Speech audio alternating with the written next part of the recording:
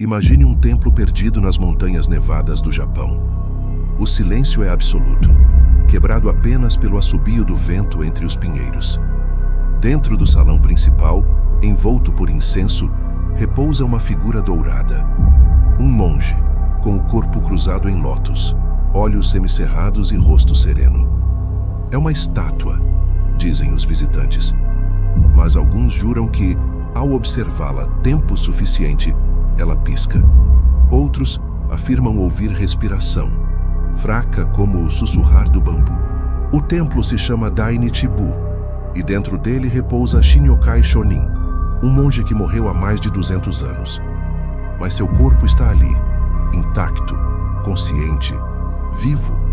O que você está prestes a descobrir é uma das práticas mais extremas, assustadoras e enigmáticas do budismo japonês: a automumificação.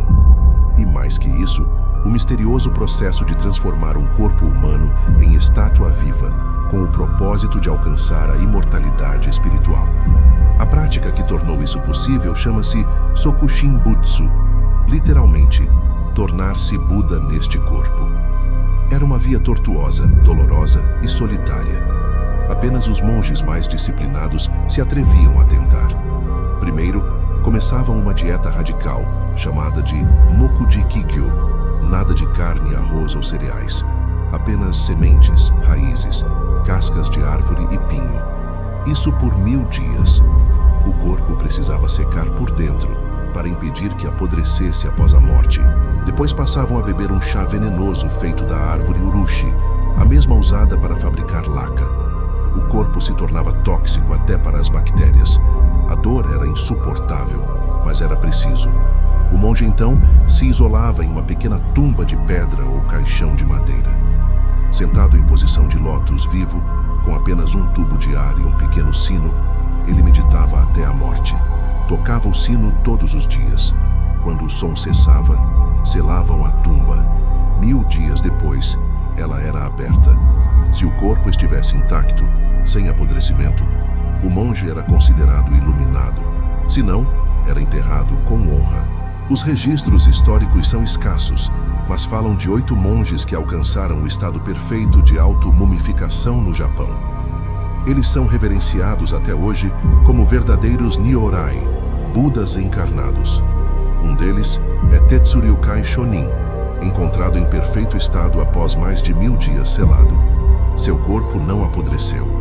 Sua pele, ainda colada aos ossos, parecia feita de couro antigo. Outro, Shinyokai Shonin, repousa hoje em Monte Yudono, com a pele envernizada e os olhos fechados como se dormisse. Muitos visitantes relatam sensações estranhas diante de sua presença. Tremores, vozes sussurrando. Alguns dizem que, ao fechar os olhos perto dele, sentem-se observados. A lenda diz que esses monges não morreram, apenas adormeceram profundamente. Eles ainda meditam em outra dimensão.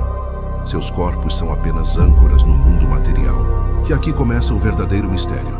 Algumas dessas múmias movem-se, lentamente, sutilmente. Pequenos deslocamentos de dedos, lábios que secam, olhos que brilham por instantes. Natural, ilusão ou despertar? A prática do Sokushinbutsu foi eventualmente proibida no Japão durante o século XIX. O governo temia os relatos crescentes de alucinações, aparições e estátuas vivas. Diziam que aldeões ficavam loucos após visitar certos templos. Crianças desapareciam. Mas a tradição não morreu. Em templos escondidos, alguns monges continuaram o ritual em segredo. E nem todos conseguiram atingir o objetivo. Muitos corpos apodreceram lentamente, presos em caixões subterrâneos, com os sinos silenciosos ainda pendurados. Há registros de sinos que voltaram a tocar anos depois, como se o monge tivesse despertado. Mas quando cavaram, encontraram apenas unhas arranhadas por dentro da tumba. E pior, há múmias que ninguém sabe como surgiram. Monges que nunca foram registrados. Estátuas que aparecem em templos abandonados. Como chegaram ali? Teriam sido movidas? Teriam caminhado? O culto moderno ao Sokushinbutsu envolve rituais à meia-noite, oferendas e cânticos para manter o sono dos monges. porque todos sabem, se acordarem, algo pior que a morte pode vir com eles. Em 1975, uma reportagem do jornal Yamagata Shimbun causou pânico local. Uma equipe de filmagem havia visitado o templo Dainichibo para documentar a múmia de Shin-yokai Shonin. Durante a filmagem, uma das câmeras captou um movimento imperceptível, um piscar. A fita foi analisada. Técnicos afirmaram que não havia edição ou falha técnica. O movimento era real. A matéria nunca foi ao ar. A equipe foi silenciada. Nos anos seguintes, visitantes começaram a relatar coisas inexplicáveis. Mudanças na posição dos dedos. Odores florais vindos do corpo. Vozes em sonho chamando nomes. Uma mulher cega que recuperou a visão após tocar na estátua. O monge responsável pelo templo, porém, dizia apenas: Shin-yokai não morreu. Ele ainda nos ouve. Mas, se ele ouve, então ele sabe. E se sabe, ele espera. Por quê? E para quê? Na província de Akita, em um pequeno templo nas montanhas, há uma lenda quase esquecida. Ali repousaria um monge chamado Sanriku Daishi, cuja múmia nunca foi exposta ao público. Dizem que ele foi enterrado dentro de uma estátua oca, fundida com argila e ouro. Um turista curioso, em 1992, alegou ter escutado respiração vinda da estátua. Curioso, se aproximou e então sentiu calor. Um calor humano. A estátua, segundo ele, pulsava. Arqueólogos que analisaram estátuas budistas semelhantes e encontraram corações fossilizados, órgãos murchos ainda intactos, dentro de esculturas fechadas. Algumas até tinham restos de pregos e fios de seda no interior, usados para manter a postura do corpo vivo enquanto era selado lentamente. A conclusão? Não eram apenas homenagens, eram prisões, sepulturas em forma de fé. Em 1903, um monge chamado Bukai tentou realizar o Sokushinbutsu, mesmo após a prática ter sido proibida. Dizem que ele era obcecado pela ideia de iluminação eterna. Durante 10 anos, preparou-se. Vivia isolado, comendo casca de árvore e bebendo infusões de seiva venenosa. Quando sentiu que era hora, selou-se em um poço subterrâneo.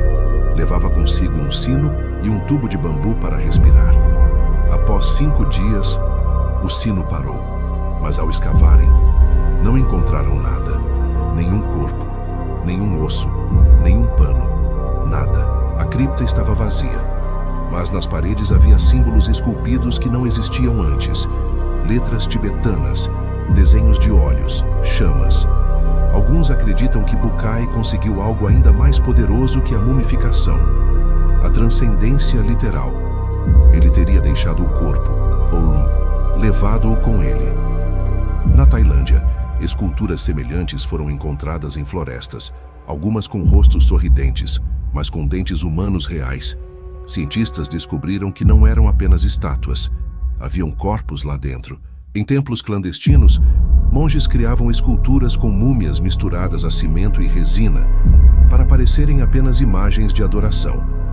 Um caso famoso é o do monge Phranon Luang, cuja estátua foi acidentalmente derrubada por um terremoto. Dentro dela, encontraram olhos de vidro, pele real costurada e coração mumificado preso por fios metálicos. Monges budistas afirmaram que ele pediu para ser selado assim. Mas por quê? A resposta talvez esteja na inscrição abaixo de sua estátua: quando meu riso cessar, o fim começará. Na era moderna, surgiram os chamados caçadores de Sokushinbutsu, pesquisadores ocultistas e curiosos que percorrem a Ásia em busca de novas múmias escondidas em estátuas ou criptas esquecidas.